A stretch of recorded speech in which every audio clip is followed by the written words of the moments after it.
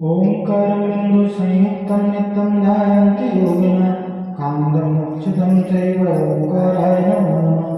अविरल शब्दगणोंकाय प्रचारित सकलभूतमलकलंकाय मणिरूपासत तीर्थाय सरस्वती ऋतुनोदुरताम् अज्ञानतिम्रान्धस्य ज्ञानाञ्जनशलाकया चक्षुरुन्मिलितं येन तस्मै श्रीगुरुवे नमः। श्रीपरमगुरुवे नमः। परम्पराचार्यगुरुभ्यो नमः। सकलकलशुद्धं श्रीशां परिवर्धकं धर्मसम्बन्धं परिबोधकारं शास्त्रं श्रीकार्तिकेयमुपेक्षानन्देन तस्य मूलग्रन्थकारः सर्वदेवा उत्तरग्रन्थकारः श्रीगणधरदेवा प्रतिगणधरदेवा तेषां च श्रीकार्तिकेयस्वामिवृत्ति श्रोताय सावधानतया शृण्वन्तु। मङ्गलं भगवान् वीरो मङ्गलं भगवतो मणि मङ्गलं कुन्दकुन्दायो येन धर्मोऽस्तु मङ्गलम्। सर्वमङ्गलमाङ्गल्यं सर्वकल्याणकारिणं प्रधानं सर्वधर्माणां जैनं जयतु शासनं जैनं जयतु शासनं जैनं जयतु शासनं। बोले पंच परमेश्वरी भगवान की अनंतानंद परमेश्वरी भगवान की मूलनायक पार्श्वनाथ भगवान की चंद्रप्र भगवान की शांतिनाथ भगवान की शासनायक महावीर भगवान की ओंकेश्वर बाहुबली भगवान की 24 तीर्थंकर भगवंतों की आचार्य श्री कुंद गुरुदेव की आचार्य श्री कार्तिकेय स्वामी जी की आचार्य गुरुदेव श्री देवानंद जी महाराज की हम गुरुदेव श्री जयगुरु जी महाराज की समस्त आचार्यों की तीन गण नौ महाराजों की द्वादशांगनवाणी माता की श्री कार्तिकीय अनुपेक्षा की जैन धर्म की महाराज की जय। नमस्ते महाराज, नमस्ते महाराज, नमस्ते महाराज। देवं देवं वंदिता तिरुवनंत परिपूज्यम् उच्चमहं पेयापो भव्य जनानंद जननियो।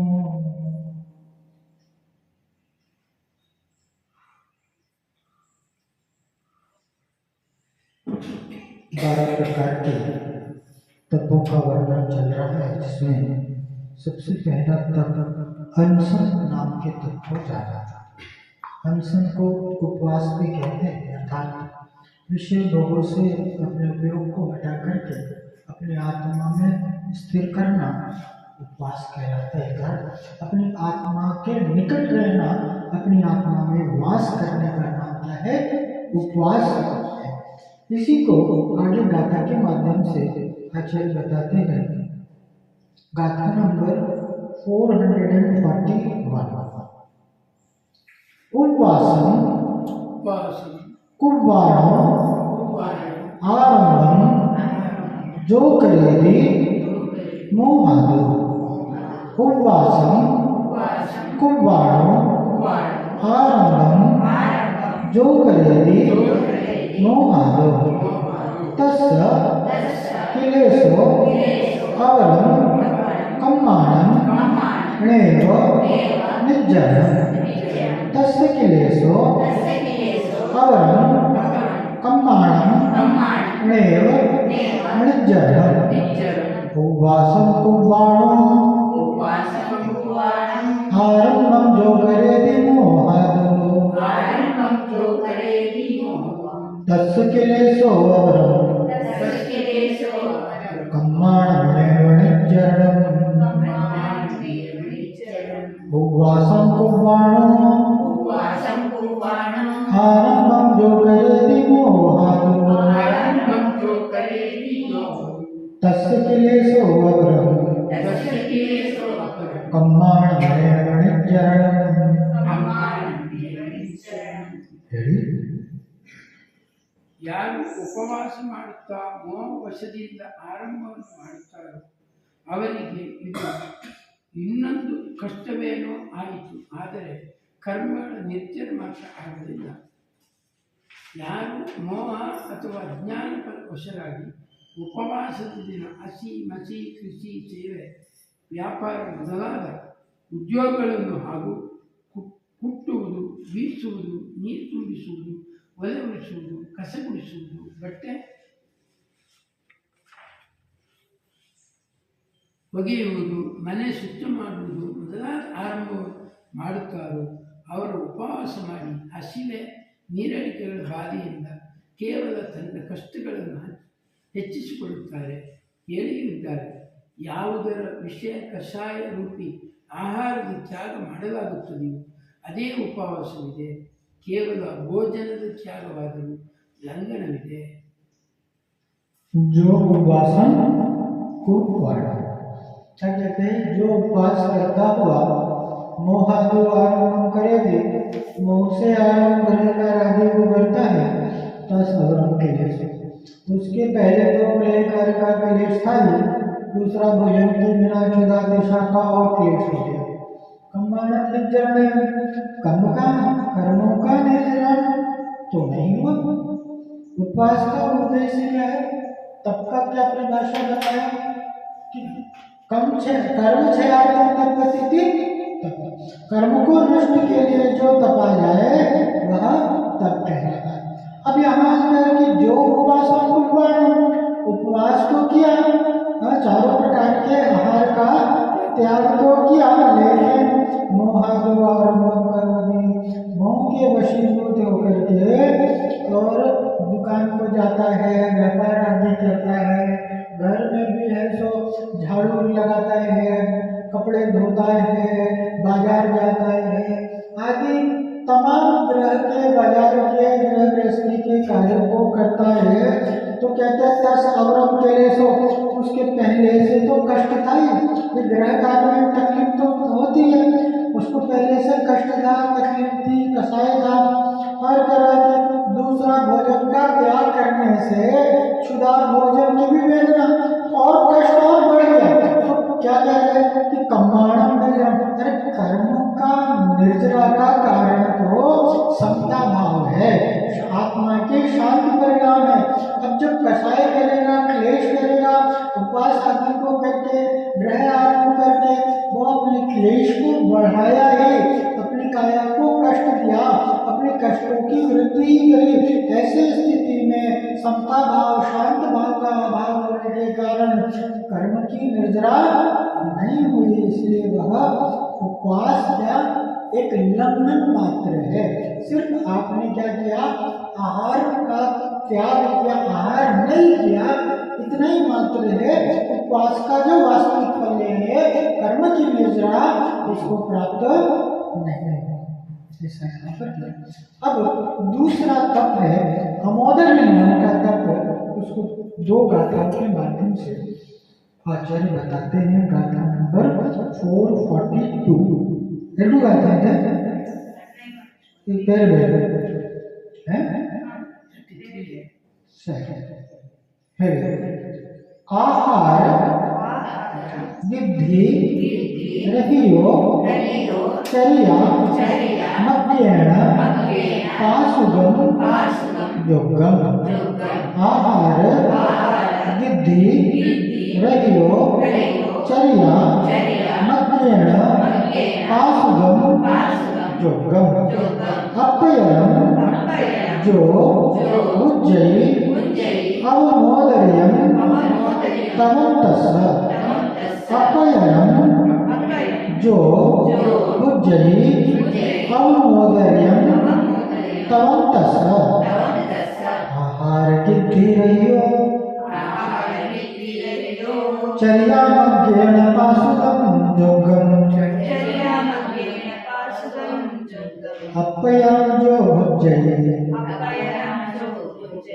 अवमोदर्यं तवन्तस्स. आहार किद्धिरयो चर्यामग्गेण पासुगम योगम.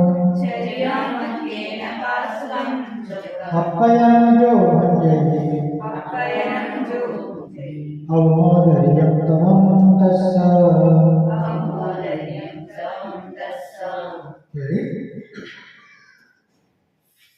ಘಾತಾರ್ಥ.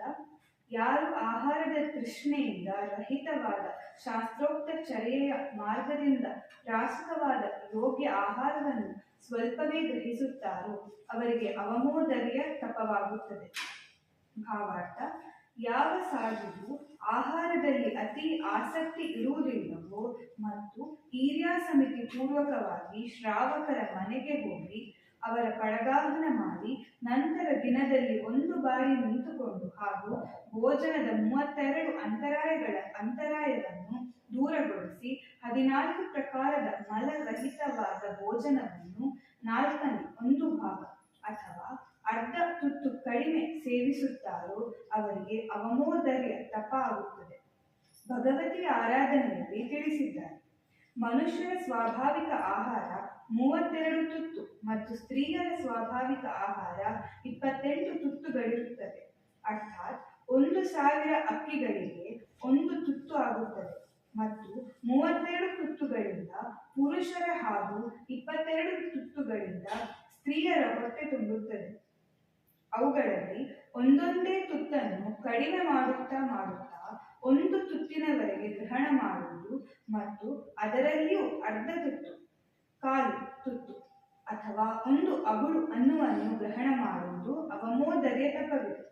ಅವಮೋದರ್ಯ ತಪವನ್ನು ಮಾಡುವುದರಿಂದ ಇಂದ್ರಿಯಗಳು ಶಾಂತವಾಗಿರುತ್ತವೆ. ತ್ರಿಕಾಲ ಯೋಗ ಶಾಂತಿ ಪೂರ್ವಕವಾಗುತ್ತದೆ.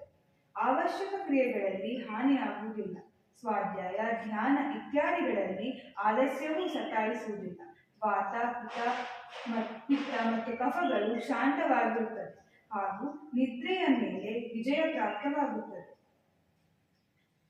जो आहार बुद्धि रहे, जो तपस्वी आहार की अति चाह से रहित होकर के चर्या मग्न योगम पाशुक शास्त्रोपचर्या की विधि से योग प्राशुक आहार अपयम भंजय अति अल्प लेता है, तस् अमोदर्यम तप, उसके अमोदर्य तप।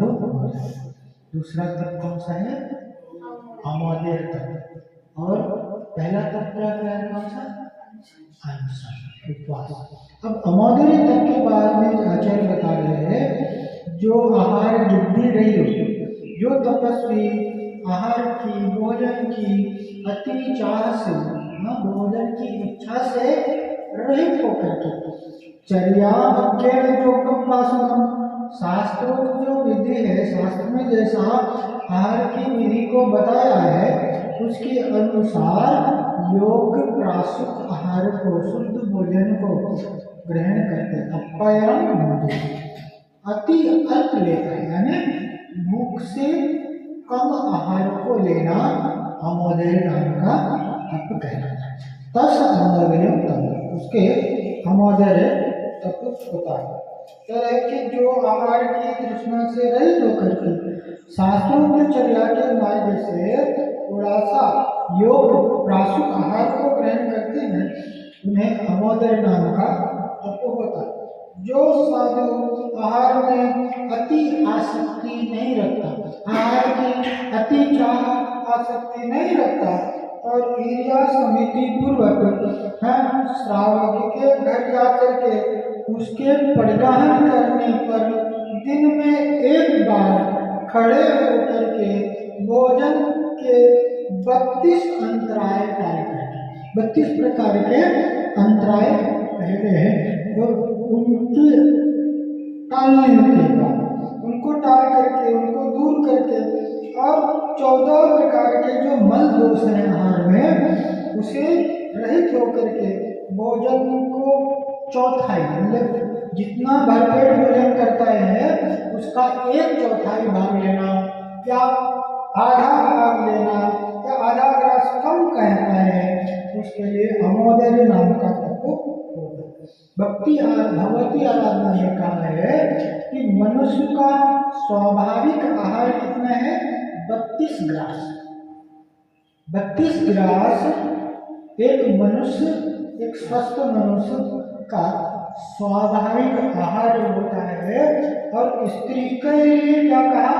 28 यानी 32 पुरुष के लिए और स्त्री के लिए 28 ग्रास, अर्थात 1000 चावल के दानों का 1 ग्रास होता है।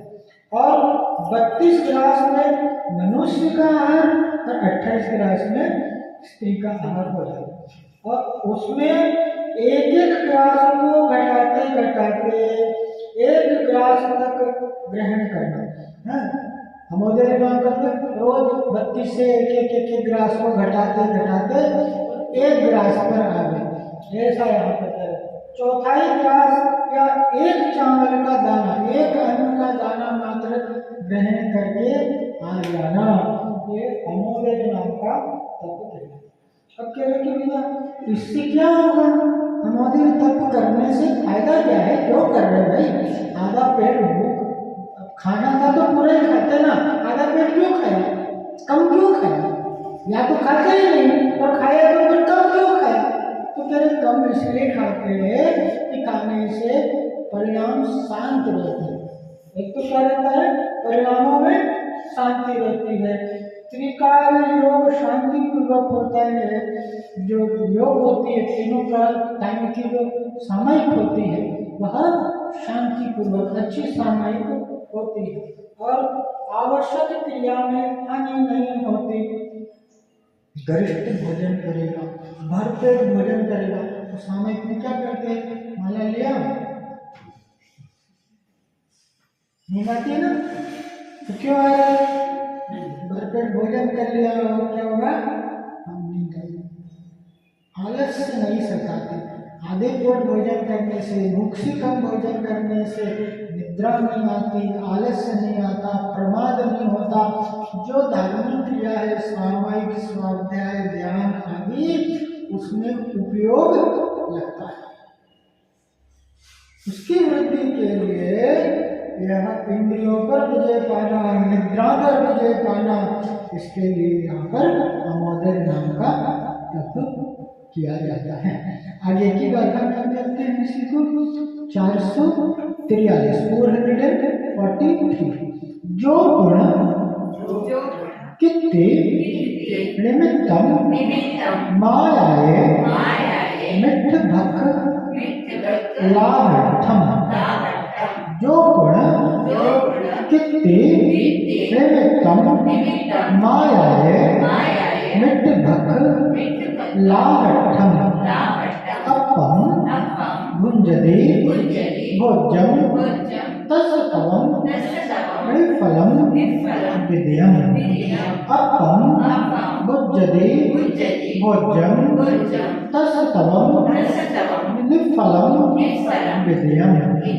जो गुण कित्ते निमित्तम माया मिट भिक्खलाहठम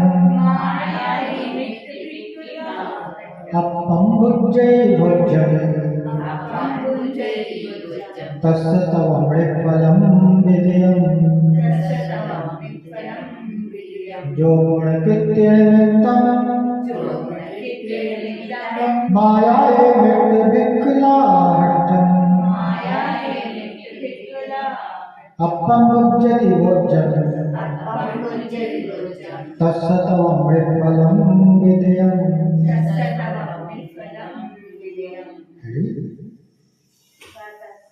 ಯಾವ ಮುನಿಯು ಕೀರ್ತಿಗೋಸ್ಕರ ಹಾಗೂ ಭೋಜನ ಪ್ರಾಪ್ತಿಯ ಸಲುವಾಗಿ ಮಾಯಾಚಾರದಿಂದ ಅಲ್ಪ ಭೋಜನ ಸೇವಿಸುತ್ತಾನೋ ಅವನ ಅವಮೋದಾರಿಯ ತಪವು ನಿಷ್ಫಲವಿದೆ. ಭಾವಾರ್ಥ: ಸ್ವಲ್ಪವೇ ಭೋಜನ ಮಾಡಿದರೆ ಜನರು ನನ್ನನ್ನು ಪ್ರಶಂಸಿಸುತ್ತಾರೆ, ಪೂಜಿಸುತ್ತಾರೆ, ನನಗೆ ಲಡ್ಡು ಇತ್ಯಾದಿ ಅನೇಕ ಪ್ರಕಾರದ ಮೃಷ್ಟಾನ್ನಗಳನ್ನು ನೀಡುತ್ತಾರೆ. ಹೀಗೆ ವಿಚಾರ ಮಾಡಿ ಜನರನ್ನು ಮೋಸಗೊಳಿಸುವ ಸಲುವಾಗಿ ಯಾವ ಮುನಿಯು ಅಲ್ಪ ಭೋಜನವನ್ನು ಮಾಡುತ್ತಾನೋ ಅವನ ಅಲ್ಪ ಭೋಜನ ಸೇವನೆಯು ನಿರರ್ಥಕವಿದೆ, ಅದು ಅವಮೋದಾರ್ಯ ಎಂಬ ತಪವಾಗುವುದಿಲ್ಲ.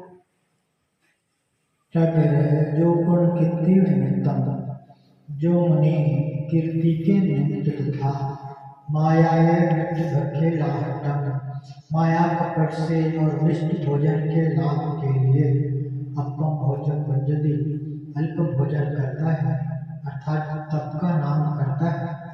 तस्वीरियम तव मृत, उसके दूसरा अमोदर्य तप निष्फल है। क्या कहना है, जो गुण कीर्ति जो मुनि कीर्ति के निमित्त से होता है ना, जो मारा गया वो तपस्वी तो कुछ नहीं लेते, कुछ भी नहीं लेते, आहार में लेते ही नहीं है कुछ भी। अब उस मन में ऐसी इच्छा है मेरी नाम बड़ाई होगी, मेरी कीर्ति होगी, ऐसी इच्छा से सहित होकर के अल्प भोजन को करता है, मायाचारी को करता है। हाँ, क्या है? माया मिट्टी बिखरी। और कम भोजन करूँगा तो लोग ऐसो स्वादिष्ट और माल पकवान खिलाएंगे। कमी तो करते, तो इनको क्या करो, माल पकवान बनाओ ताकि अच्छा नहीं माल मेवा मिष्टान आदि हमको खाने को मिलेगा। ऐसे इच्छा से सहित होकर के मिष्ट भोजन की इच्छा से कम भोजन को करता है, तेरे अर्थात अमोदर नाम का तप करता है, तस् विद्ये तव में फलम, उसको यह अमोदर नाम का तप निष्फल है, ऐसा यहाँ पर आचार्य कहते हैं। जो उन्हें कीर्ति के लिए तथा विष्णु भोजन के लिए माया से सहित होकर के अल्प भोजन को करता है, उसके लिए यह अमोदर नाम का तप निष्फल होता है। थोड़ा भोजन करने से लोग मेरी पर प्रशंसा करेंगे, मेरी प्रशंसा होगी, मेरी ख्याति होगी, मेरी पूजा होगी, मुझे लड्डू आदि अनेक प्रकार के मिष्ठान खिलाएंगे। ऐसा विचार कर लोगों को ठगने के लिए जो अल्प भोजन करता है, उसका अल्प भोजन करना निरर्थक है, उसको वह अमोदर नाम का तप नहीं होता है। इस प्रकार से यह दूसरा अमोदर तप का वर्णन समाप्त हुआ। अब तीसरा तप है वृत्ति परिसंख्या नामक तप। कल देखेंगे, आज समय हो गया है, यहीं तक रखते हैं। बोले पंच परमेश्वरी भगवान की, अनंत से परमेश्वरी भगवान की, बोलने की पार्श्वनाथ भगवान की, चंद्रपुर भगवान की, शांतिनाथ भगवान की, शशनाथ महावीर भगवान की, ओमटेश्वर बाहुबली भगवान की, 24 तीर्थंकर भगवंतों की, आचार्य श्री कुंज गुरुदेव की, आचार्य श्री कार्तिकेय स्वामी जी की, आचार्य गुरुदेव श्री देवानंद जी महाराज के, हम गुरुदेव श्री जयदेव जी महाराज की, समस्त आचार्य की, तीन कमलों महाराजों की, और स्वामी वाणी माता की, श्री कार्तिकेय अनुप्रेक्षा की, जैन धर्म की सागर महाराज की जय।